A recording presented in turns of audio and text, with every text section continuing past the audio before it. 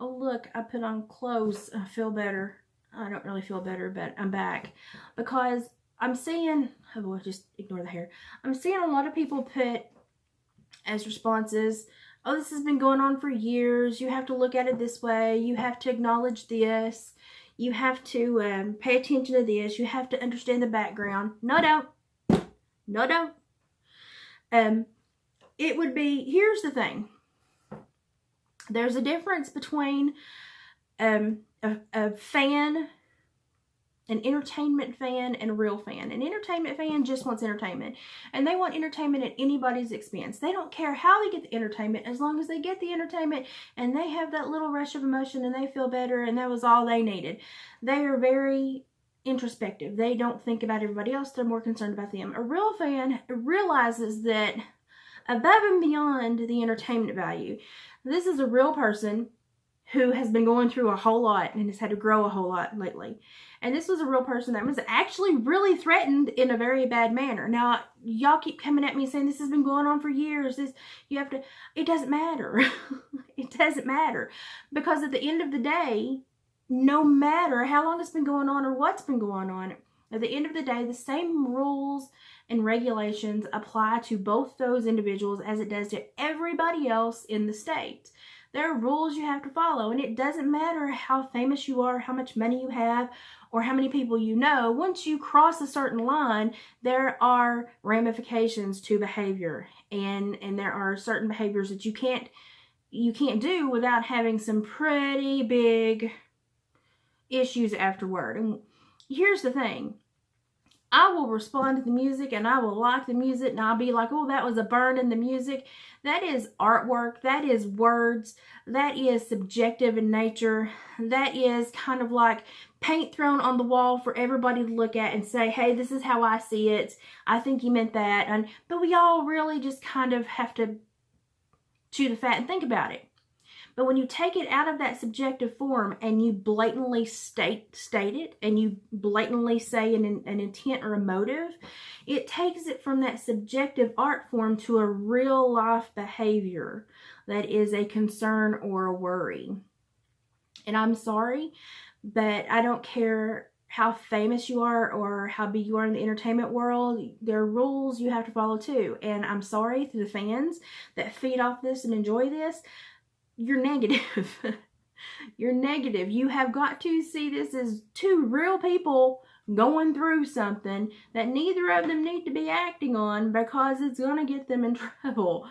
So, that's why I'm like, hey, yo, I will talk about the music all day long, and I'll say that was a good burn back at somebody in the music. That was great. This is a great way to get your anger out. But when you start talking about physical harm, or you start stalking people, harassing people, I ain't for that. And I ain't for nobody doing that. And it concerns me greatly, because I have seen the mentality that some people can justify. And I will not justify that mentality. I will not excuse it, and I will not look past it. And I don't care that I'm just a little Podak mama sitting in Tennessee that a few people tend to enjoy. Ryan may never see this, and if he doesn't like it, he can take it with a grain of salt and go on. But I am somebody that understands that this mentality can hurt you if you let it roll. And I'm going to say, hey, wake up, look at it this way.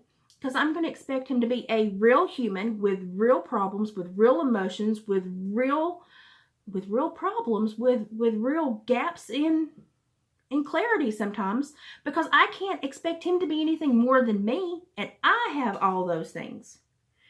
So I'm going to say, hey, you know something? I know that you have deficits. And because I care about you on a human emotional level, and I want to see you do well, I'm going to say, hey, woo, deficit. And, sometimes I need my friends to go, hey, Liz, hey, woo, deficit. Because sometimes it's hard to see your own deficits. When he gets angry and he responds, he tends to overkill. Now, when he overkills in a musical aspect, it's magic. When he overkills in a physical behavior, not necessary. And when somebody tries to do the same to him, no. Y'all need to grow up. And so everybody's like, oh, you have to excuse this. I will not excuse inappropriate behavior in anyone on any level, with any level of fame, with any level of cash, money. No.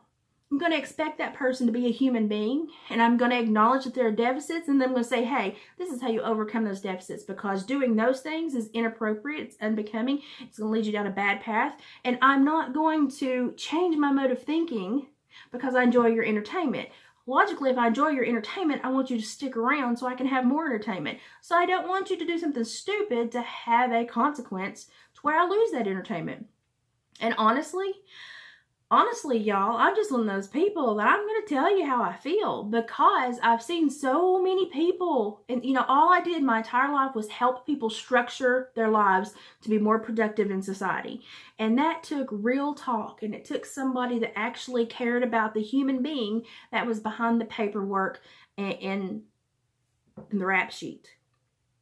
And when I look at these famous people that are doing all these things, I care about the person that's behind the fame. I know that they're experiencing all the emotions and all the issues that I've gone through in life as well, and I have to take that in. I don't cut that off like some people do. You have to realize that's not a robot, that's a real person. And they need real talk sometimes, and they need somebody to be real to them, because 9 times out of 10, people just kind of suck up and say, I know you're going to enjoy it when I say this, or I'm going to pat you on the back and say, dude, go get him, homie. No, don't be stupid. Don't put yourself in a stupid situation.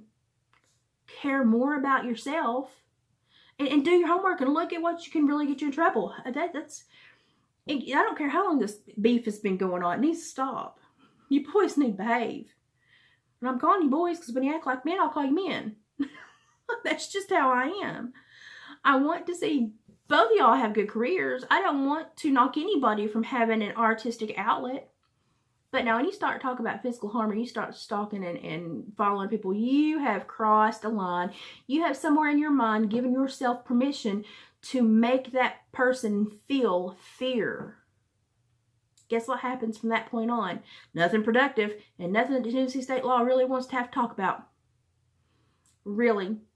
You're going to be meeting an officer soon, and they're going to talk to you about assaultive behavior, assaultive, intimidating, or otherwise assaultive behavior. What is it? Give me a minute and I could quote the whole thing. When you're on probation and parole, you only have about 12 to 14 rules to follow. Do you want to know how many millions of people those 12 to 14 rules has screwed over in the last 40, 50 years?